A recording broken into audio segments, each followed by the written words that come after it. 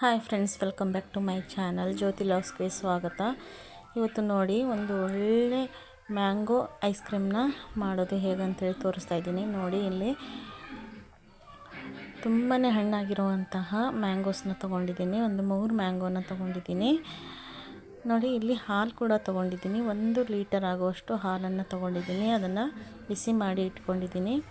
ನೋಡಿ, ಬಿಸಿ ಮಾಡಿರುವಂತಹ ಹಾಲಿನ ಕೆನೆನ ನಾನು ತೆಗೆದಿಟ್ಕೊಳ್ತಾ ಇದ್ದೀನಿ. ನೋಡಿ, ಒಂದು ಬೌಲ್ಗೆ ಅದನ್ನು ಸೇರಿಸ್ಕೊಳ್ತಾ ಇದ್ದೀನಿ.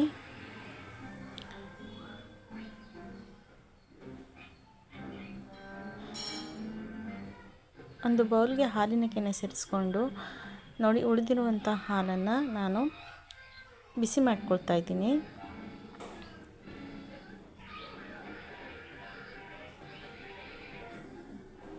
ನೋಡಿ, ಈ ಹಾಲಿಗೆ ರುಚಿಗೆ ತಕ್ಕಷ್ಟು ಸಕ್ಕರೆನ ಸೇರಿಸ್ಕೊಳ್ತಾ ಇದ್ದೀನಿ.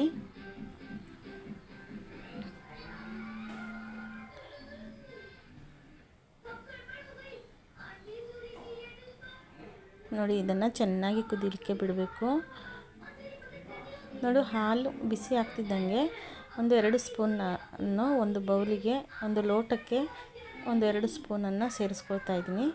ಅಂದರೆ ತೆಗೆದಿಟ್ಕೊಳ್ತಾ ಇದ್ದೀನಿ. ಇದು ಬೇಕಾಗುತ್ತೆ, ಹಾಗಾಗಿ. ನೋಡಿ, ಮಾವಿನ ಹಣ್ಣನ್ನು ತೊಳೆದು ಒರೆಸಿ ಇಟ್ಕೊಂಡಿದ್ದೀನಿ. ನೋಡಿ, ಇದರ ಮೇಲಿನ ಸಿಪ್ಪೆನ ತೆಕ್ಕೋಬೇಕು.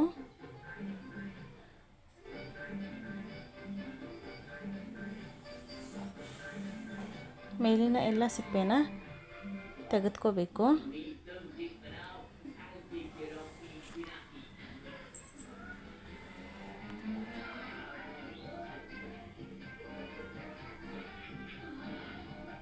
ನೋಡಿ, ತುಂಬಾ ಚೆನ್ನಾಗಿದೆ ಹಣ್ಣುಗಳು. ತುಂಬಾ ಹಣ್ಣಾಗಿದೆ. ರಸಪೂರಿ ಮಾವಿನ ಹಣ್ಣು ಅಂತಾರಲ್ಲ, ಅದೇ ಥರ ಇದೆ. ಫ್ರೆಶ್ ಆಗಿರುವಂತಹ ಮಾವಿನ ಹಣ್ಣು. ಎಷ್ಟು ಹಣ್ಣಾಗಿರುತ್ತೋ ಅಷ್ಟು ಚೆನ್ನಾಗಾಗುತ್ತೆ ಐಸ್ ಕ್ರೀಮು. ನೋಡಿ, ಹೀಗೆ ಒಂದೊಂದು ಮಧ್ಯೆ ಒಂದು ಸ್ಲೈಸ್ನ ಮಾಡ್ಕೊಳ್ತಾ ಇದ್ದೀನಿ. ನೋಡಿ, ನಾವು ಬರೀ ಪಲ್ಪ್ನ ತೆಗೆದಿಟ್ಕೋಬೇಕು. ನಾನು ಆಲ್ರೆಡಿ 1-2 ಹಣ್ಣಿನ ಪಲ್ಪ್ನ ತೆಗೆದಿಟ್ಕೊಂಡಿದ್ದೆ.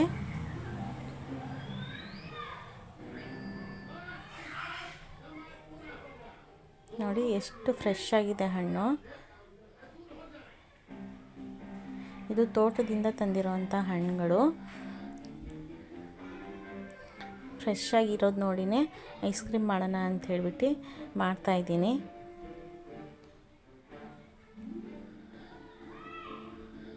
ನೋಡಿ, ತೆಗೆದಿಟ್ಕೊಂಡಿರುವಂತಹ ಪಲ್ಪ್ನ ನಾವು ಒಂದು ಮಿಕ್ಸಿ ಜಾರಿಗೆ ಸೇರಿಸ್ಕೋಬೇಕು.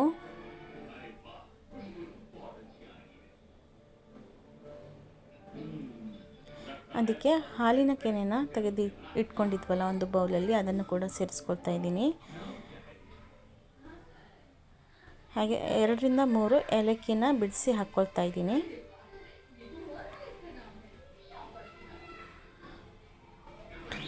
ಇದನ್ನು ಈಗ ಮಿಕ್ಸಿ ಮಾಡ್ಕೊಳ್ಳೋಣ.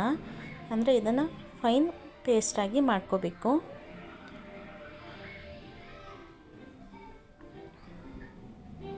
ನೋಡಿ, ಎಷ್ಟು ಅದ್ಭುತವಾಗಿ ಕಾಣಿಸ್ತಾ ಇದೆ ಮಾವಿನ ಹಣ್ಣಿನ ಪೇಸ್ಟು. ನೋಡಿ, ಈ ಥರ ಫೈನ್ ಪೇಸ್ಟ್ ಆಗಿರಬೇಕು. ಫ್ರೆಶ್ ಆಗಿರುವಂತಹ ಮಾವಿನ ಹಣ್ಣು ತುಂಬಾ ಚೆನ್ನಾಗಿದೆ. ಇದನ್ನು ಒಂದು ಸೈಡಲ್ಲಿ ಇಟ್ಕೊಳ್ಳೋಣ. ಈಗ ಹಾಲು ಏನಾಗಿದೆ ಅಂಥೇಳಿ ನೋಡ್ಕೊಳ್ಳೋಣ. ನೋಡಿ, ಹಾಲು ಕುದೀತಾ ಇದೆ. ನೋಡಿ, ಒಂದು ಲೋಟದಲ್ಲಿ ಹಾಲನ್ನು ತೆಗೆದಿಟ್ಕೊಂಡಿದ್ವಲ್ಲ, ಅದನ್ನು ಒಂದು ಬೌಲಿಗೆ ಸೇರಿಸ್ಕೊಳ್ತಾ ಇದ್ದೀನಿ.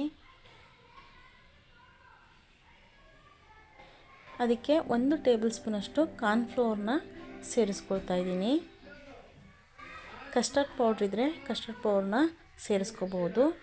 ಇಲ್ಲಿ ಮಾವಿನ ಹಣ್ಣಿನ ಫ್ಲೇವರ್ ಇರೋದ್ರಿಂದ ನಾನು ಕಾರ್ನ್ಫ್ಲೋರ್ನ ಸೇರಿಸ್ಕೊಳ್ತಾ ಇದ್ದೀನಿ.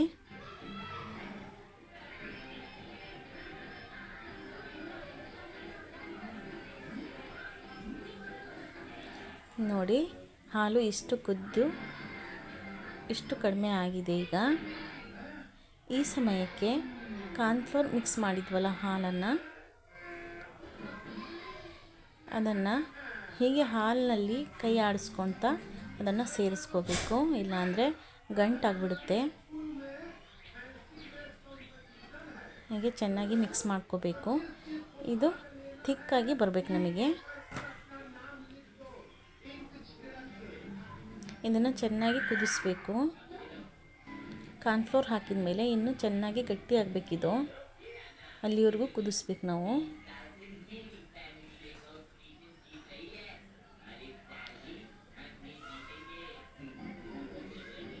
ನೋಡಿ ಇದನ್ನು ಆಫ್ ಮಾಡ್ಕೊಂಡಿದ್ದೀನಿ. ನೋಡಿ ಎಷ್ಟು ಹಾಲಿತ್ತು, ಎಷ್ಟು ಕಡಿಮೆ ಆಗಿದೆ ಅಂಥೇಳಿ. ಈ ಹದಕ್ಕೆ ಬರಬೇಕು ನಮಗೆ ಹಾಲು, ಇಷ್ಟು ಥಿಕ್ಕಾಗಿರಬೇಕು.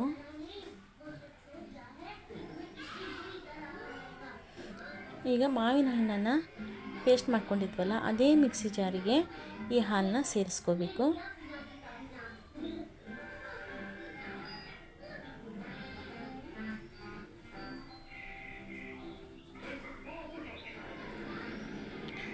ಇದನ್ನು ಈಗ ಮತ್ತೆ ಗ್ರೈಂಡ್ ಮಾಡಬೇಕು, ಅಂದರೆ ಮಿಕ್ಸಿ ಮಾಡ್ಕೋಬೇಕು. ವಾವ್, ಸೂಪರಾಗಿದೆ ಕಲರ್ ಮಾತ್ರ. ನೋಡಿ ಎಷ್ಟು ಚೆನ್ನಾಗಿ ಕಾಣಿಸ್ತಾ ಇದೆ. ತುಂಬಾ ರುಚಿಯಾಗಿರುತ್ತೆ ಫ್ರೆಂಡ್ಸ್. ಈ ಥರ ಮಾವಿನ ಹಣ್ಣಿನ ಸೀಸನಲ್ಲಿ ಈ ಥರ ಮಾಡ್ಕೋಬೇಕು ನಾವು.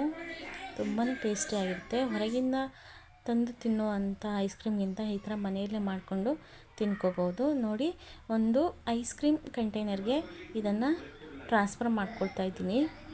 ಯಾವುದೇ ಕಂಟೈನರ್ ಆದರೂ ಪರವಾಗಿಲ್ಲ, ನಮ್ಮ ಹತ್ರ ಐಸ್ ಕ್ರೀಮ್ ಕಂಟೈನರ್ ಇತ್ತು, ಹಾಗಾಗಿ ಐಸ್ ಕ್ರೀಮ್ ಕಂಟೈನರಲ್ಲಿ ಟ್ರಾನ್ಸ್ಫರ್ ಮಾಡ್ಕೊಳ್ತಾ ಇದ್ದೀನಿ.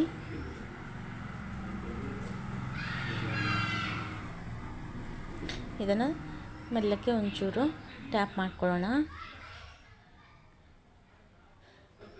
ಇದನ್ನು ಈಗ 3 to 4 ಅವರ್ ಫ್ರಿಜ್ಜಲ್ಲಿ ಇಟ್ಬಿಡೋಣ.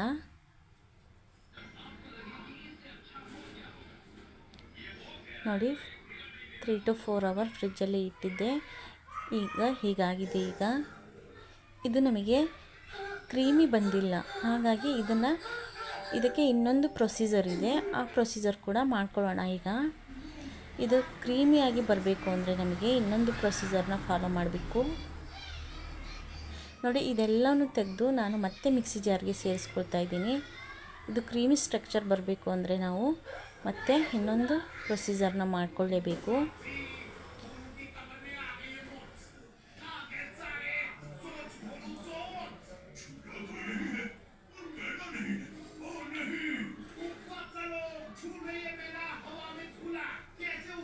ನೋಡಿ, ಎಲ್ಲನೂ ಮಿಕ್ಸಿ ಜಾರ್ಗೆ ಸೇರಿಸ್ಕೊಳ್ತಾ ಇದ್ದೀನಿ.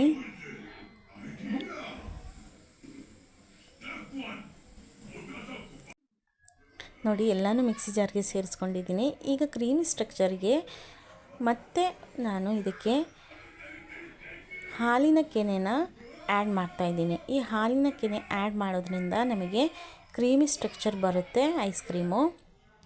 ಮತ್ತು ಇದನ್ನು ರುಬ್ಕೊಳ್ತಾ ಇದ್ದೀನಿ, ಮತ್ತೆ ಮಿಕ್ಸಿ ಮಾಡ್ಕೊಳ್ತಾ ಇದ್ದೀನಿ.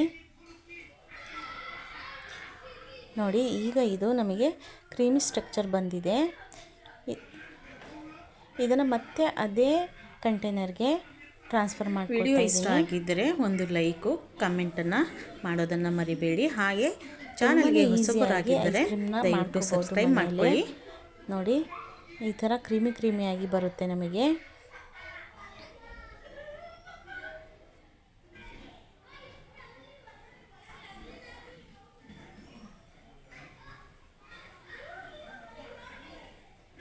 ನೋಡಿ, ಎಲ್ಲನೂ ಕೂಡ ನೀಟಾಗಿ ಸೇರಿಸ್ಕೊಳ್ತಾ ಇದ್ದೀನಿ. ಈಗ 1 ಓವರ್ನೈಟು ಇದನ್ನು ಫ್ರಿಜ್ಜಲ್ಲಿ ಇಡಬೇಕು. ಫ್ರಿಜ್ಜಲ್ಲಿ ಇಟ್ಟು ಆದಮೇಲೆ ನಮಗೆ ಈ ಥರ ಬಂದಿದೆ. ಇದು ಹೀಗೆ ಕ್ರೀಮಿ ಸ್ಟ್ರಕ್ಚರಾಗಿ ನಮಗೆ ಬರುತ್ತೆ.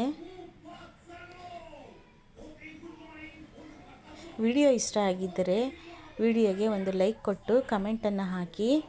ಹಾಗೆ ನನ್ನ ಚಾನಲ್ಗೆ ಹೊಸಬರಾಗಿದ್ದರೆ ದಯವಿಟ್ಟು ಸಬ್ಸ್ಕ್ರೈಬ್ ಮಾಡ್ಕೊಳ್ಳಿ, ಹಾಗೆ ಸಪೋರ್ಟ್ ಮಾಡಿ. ನೋಡಿ, ಎಷ್ಟು ಫೈನಾಗಿ ಬಂದಿದೆ. ಹಾಕೋದ್ರೊಳಗೇ ಮಕ್ಕಳು ನನಗೆ ಬೇಕು ಅಂಥೇಳಿ ಎತ್ಕೊಳ್ತಾ ಇದ್ದಾರೆ. ವಿಡಿಯೋ ಮಾಡಲಿಕ್ಕೂ ಕೂಡ ಬಿಡ್ತಾ ಇಲ್ಲ. ನೋಡಿ, ಅಷ್ಟು ಪರ್ಫೆಕ್ಟಾಗಿ ಬಂದಿದೆ. ಇದು ಸ್ವಲ್ಪ ಗಟ್ಟಿ ಆಗಬೇಕಾಗಿತ್ತು, ಆದರೆ ನೈಟು ಕರೆಂಟ್ ಹೋಗಿರೋದ್ರಿಂದ ಇದು ಸ್ವಲ್ಪ ತೆಳು ಅಂತ ಅನ್ನಿಸ್ತಾ ಇದೆ. ಹಾಗಾಗಿ